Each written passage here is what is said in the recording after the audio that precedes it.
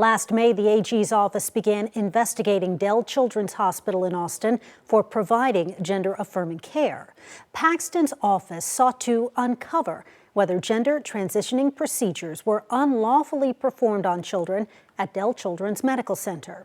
The office asked for a wide variety of data from the hospital, including puberty blocker policies, the identities of gender-affirming care counselors and treatment providers, the age range of children who receive treatment and counseling, and complaints from parents and patients.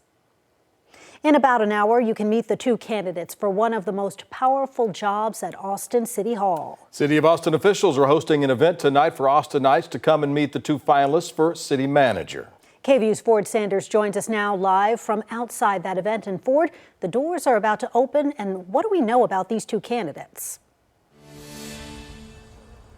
Quita, Brian, TC Broadnax and Sarah Hensley are the final two candidates going up head-to-head with each other for this role as city manager, currently being held by Jesus Garza as interim. Now, the role's been open for more than a year now, following former city manager Spencer Cronk's firing over what some feel was a lack in response to Austin's 2023 ice storm. Each of these candidates we're hearing from tonight have served in city manager roles. Let's start with Broadnax. He's been serving as Dallas' city manager since 2017, and before that was the city manager for Tacoma, Washington. Sarah Hensley is Denton's city manager, but has previously served as the director for Austin's Parks and Rec department.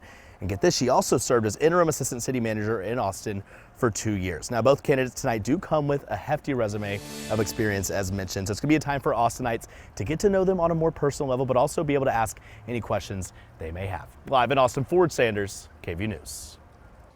Ford, thank you very much for that. Well, it started out a bit rainy out there, but it turned into a pretty nice Monday. Chief Meteorologist Hunter Williams in now with a look at our evening forecast. Hey, Hunter. Yeah, you know, the forecast worked out kind of perfectly. We picked up some beneficial rain, especially across the hill country last night while most of us were sleeping. Then the day today has not been bad. It's been warm, very breezy. And let me show you the temperatures outside. We had some areas hit 80 today. It's still sitting at 80 in Luling.